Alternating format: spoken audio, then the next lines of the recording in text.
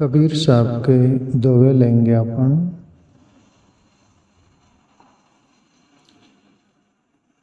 झूठे सुख को सुख कहे,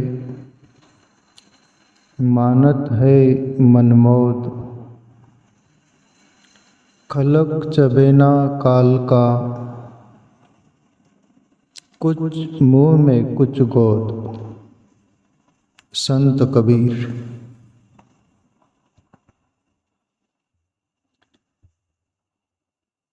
प्यारे मित्रों, जिंदगी के बारे में संत कबीर साहब बोलते हैं,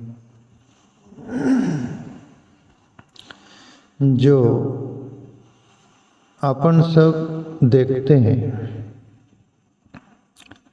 महाभारत की बार बार वो बात मैं जिक्र करते रहता हूँ, संदर्भ में प्रसंगोचित अभी भी करूँ तो। एक स्वर यक्ष और युधिष्ठिर के बीच चर्चा थी। वो पानी पीने जाते तालाब में, चारों भाई गिर गए। वो एक से प्रश्न पूछा था, उनको शाप था, वो उनका प्रश्न का कोई उत्तर दे दे तो वो मुक्त हो जाएगा उसी योनि से, ऐसा वो था विषय। पर ये बात जो है कबीर साहब जो बोल रहे, वो ही यक्ष ने पूछा था और युधिष्ठिर ने उत्तर दिया था। यक्ष बोले कि युधिष्ठिर, पानी पीने से पहले मेरे 5 प्रश्नों का उत्तर दे दो, आपके भाई भी जीवित हो जाएंगे, आप भी पानी पी लोगे, मैं भी मुक्त हो जाऊंगा। 5 प्रश्न में से एक प्रश्न ये था कि युधिष्ठिर, इस जगत में सबसे बड़ा आश्चर्य क्या? युधिष्ठिर बेझिझक बोले थे कि सबसे बड़ा आश्चर्य यह है कि काल सभी को ग्रसित कर रहा है, सभी को मार रहा है,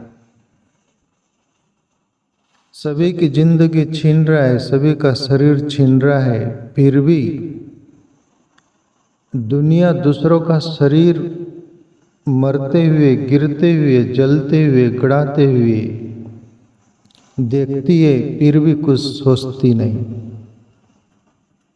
ये सबसे बड़ा आश्चर्य है जगत में। तुम अपन सब दूसरों की मौत देखते हैं और अपनी मौत के बारे में नहीं सोचते। दूसरों की मौत हुई, दूसरों की हो रही, अपनी नहीं, उसके बारे में फिक्र नहीं करते। जैसे कबीर साहब जो बोलना चाह रहे हैं, झूठे सुख को सुख कहे, मानत है मनमोद है मनुष्य। प्रतिदिन तेरा जीवन काल के मुंह में सरक रहा है और एक दिन वैसे ही कोई दीपक जलते जलते उसका तेल भी खत्म हो जाएगा, बाती भी जल जाएंगी और वो दिया कोरा पड़ा रह जाएगा, उसमें की जोत चली जाएंगी, फिर वो दिए की क्या शोभा, उसको फेंक दिया जाएगा और बेकाम हो जाएगा। ऐसे ही तेरे शरीर में वो जीवात्मा है, ईश्वरी है, उसको क्या बोले तत्व, पर ईश्वर तत्व ईश्वर है, उसके बारे में तू खबर नहीं किया और मन का मौज करते रहा, मन का मौज करते रहा, मौज मनाते रहा। मन ने जो बोला उधर तू मुड़ गया, मन ने जो चाहा वो तू होना चाहा, मन ने जो बोला तू उसकी सुनते रहा, पर अंतरात्मा की कभी सुना नहीं तू। झूठे सुख को सुख कहे और झूठा सुख है, यह सभी क्षणिक सुख बोला गया है। इसमें भी सुख पर क्षणिक है, पर अखंड कोई सुख है तो परमात्मा। तुकाराम बाबा को एक पंक्ति का भी जिक्र करते, सुखा लागी सी करी तड़मड़, पंडरी सी जाए के वेळ। हे जीव, तू सुख के लिए रात दिन तड़मड़ कर रहा है, सुखी तो चाहता है ना, पर ये दुनिया भर का सुख तूने खोज लिया, चाह लिया, पा लिया, फिर भी कहाँ तृप्ति हुई। और सुख की लोलुपता लालसा तेरे अंदर बनी ही रहती है, बनी रहेंगी और मिटने वाली नहीं है। पर सच्चा सुख यदि चाहता है तो परमात्मा की ओर जीवन मोड़ ले, वही सच्चा सुख है। बाकी सब सुख क्षणिक सुख है, उसके पीछे खेद है, दुख है, गम है, क्लेश है। झूठे सुख को सुख कहे मानत है मन मौत। मन के मौत से बाहर निकल, परमात्मा की ओर लगा दे जीवन। प्रभु श्री कृष्ण अर्जुन से बोले हैं ना गीता में, अर्जुन अपना शत्रु इस दुनिया में कोई नहीं, खुद ब खुद अपन ही शत्रु है। अपना मित्र इस दुनिया में कोई नहीं, अपना मित्र वो खुद ब खुद है। अपना उद्धार कोई और दूसरा नहीं कर सकता, हम ही अपना उद्धार कर सकते हैं। हमारी आत्मा का हम ही पतन कर सकते, उत्थान कर सकते। इसलिए अर्जुन इसका पतन न होने दे। उद्रेत आत्मना आत्मानं नात्मानं वसादयेत। आत्मेव ही आत्मनो बंधुरात्मेव रिपुरात्मना।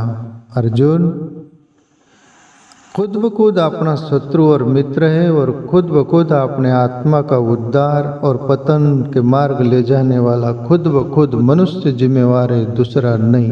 प्रभु श्री कृष्ण भी गीता में ऊपर हाथ कर देते। तो प्यारे मित्रों, सभी सयाने एक मत। प्रभु श्री कृष्ण कहे, कबीर कहे, सभी सयाने एक मत, सभी का एक ही मत, उधर ही शह रहूँगा। कुछ न कुछ हमारे पल्ले पड़ जाए, संत लोग चिल्लाते रहते, उनसे राह भी नहीं जाता। उन्होंने कुछ जाना है, कुछ पाया है, कुछ समझ में आया है, कुछ दिखता है। बुढ़त से जन न पावे डोला, मनुनी कड़वड़ा ये थसे। संत तुकाराम बाबा बोले, कोई डूब रहा है पानी में तो सज्जन से देखा नहीं जाता, उसको निकालने का प्रयास कोशिश करता है, उसको निकालता है वो। ऐसे ही संत महापुरुष सज्जन लोग, हमें भी गढ़ लो, तुम्हें भी गढ़ाना। हमने जीवन को गढ़ा है, आप भी गढ़ लो। जैसे मूर्ति पत्थर की थी, उसको छेनी हथौड़े से मूर्ति बना डाला, वो पूजनीय हो गई। ऐसा हमने भी गढ़ा है, आप भी गढ़ लो। खलक चबेना काल का कुछ मुंह में कुछ गोत। खलक मतलब ना समझ अर्थ होता है। रामायण की चौपाई में खलक शब्द आता है। खलहु करई बल पाई सुसंगु, खल शब्द आया। मिटई न मलिन स्वभाव भंगु। खलक शब्द का अर्थ होता है कि खलक आदमी जिस बैकग्राउंड में बैठता है, धार्मिक सज्जन भक्ति भाव वाला आध्यात्मिक माहौल में वहाँ बैठ जाएगा, वहाँ ऐसा सभी को लगेगा कि ये सज्जन है, ये सुधर गया, कि ये अच्छा हो गया भला। पर मिटेन मलिन स्वभाव भंगु, वो संग में से, उस बैकग्राउंड में से बाहर कूदा कि मेंढक की तरह उछाल मार देता है वो, उसको खल बोलते हैं। तो कबीर साहब खल शब्द का प्रयोग करते। खल चबेना काल का है खल, तू काल का ग्रास है, तू भोजन है उसका, तुझे ही खाता है वो, और तू उसका आहार बन जाए, उसके पहले उस परमात्मा से प्रीत कर ले और उधर जीवन मोड़ ले। तेरे पास मौका है, मौका हाथ से चला जाएगा।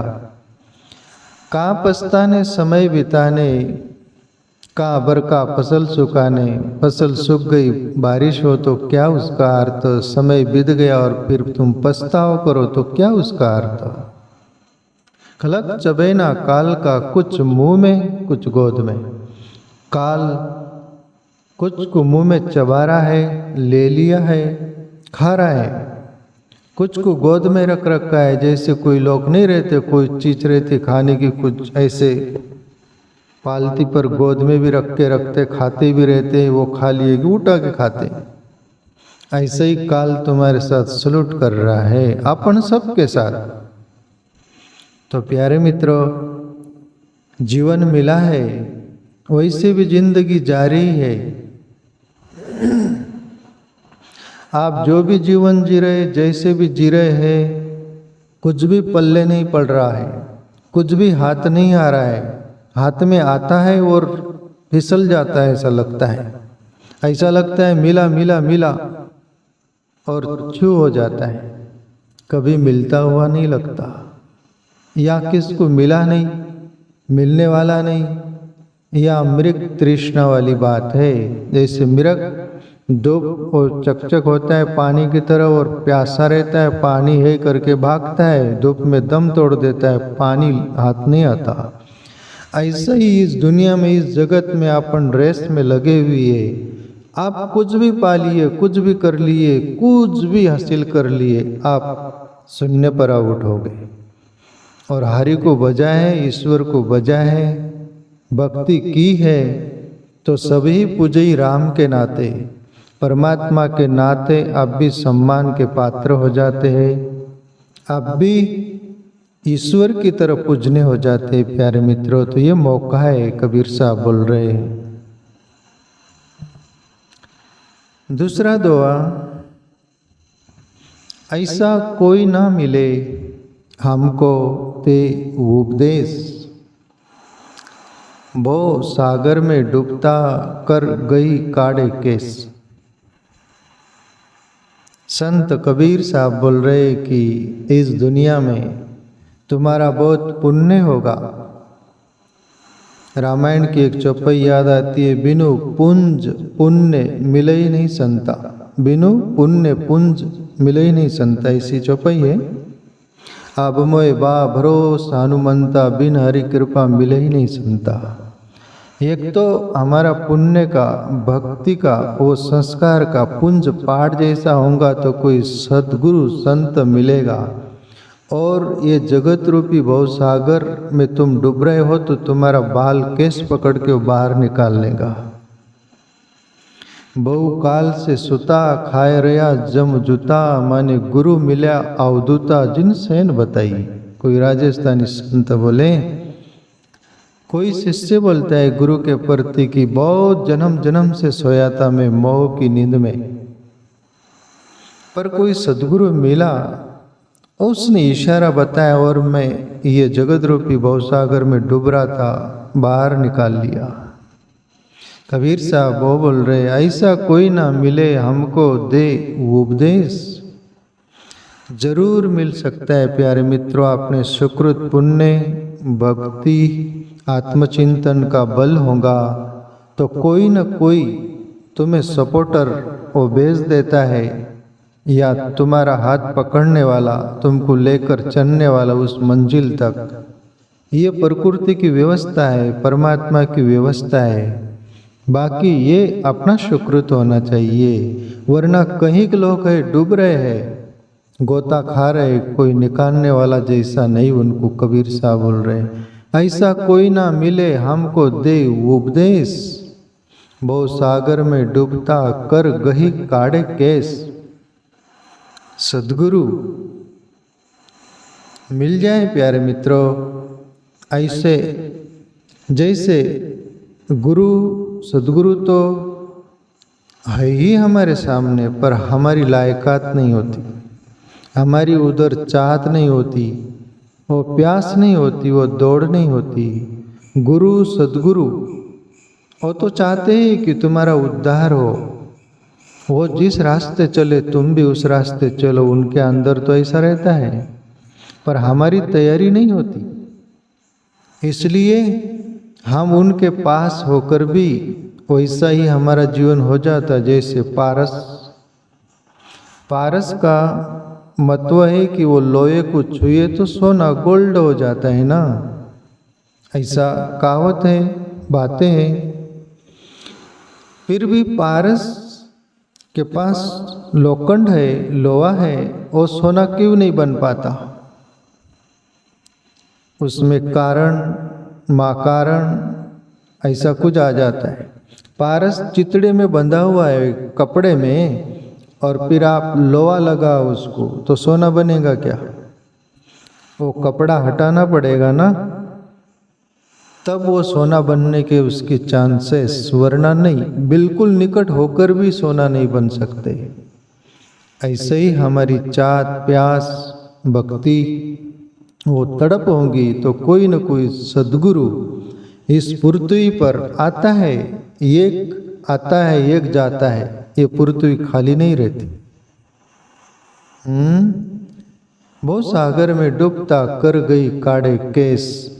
तो प्यारे मित्रों, एक बार परमात्मा को खोजने से पहले कोई सद्गुरु को खोजो, जिन्होंने जाना है, जिसने अनुभव किया है, जिन्होंने बहुत ठोकरें खाई है, जिन्होंने वो दर्द सहा है और बहुत कुछ करके उस मंजिल तक पहुंचा है, वो हमें पहुंचा दे सकता है।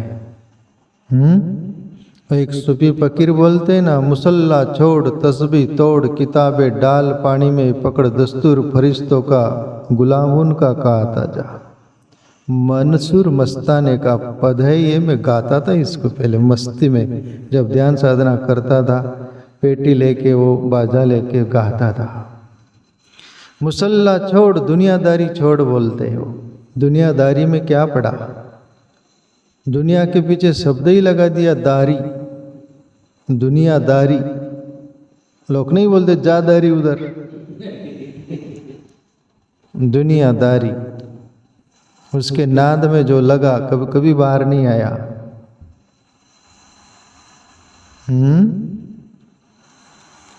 मुसल्ला छोड़ तस्बीह, एक बार तस्वीर भी लेके तुम फिरते होंगे, एक बार तस्बीह को भी तोड़ दोगे तो कोई हर्जा नहीं।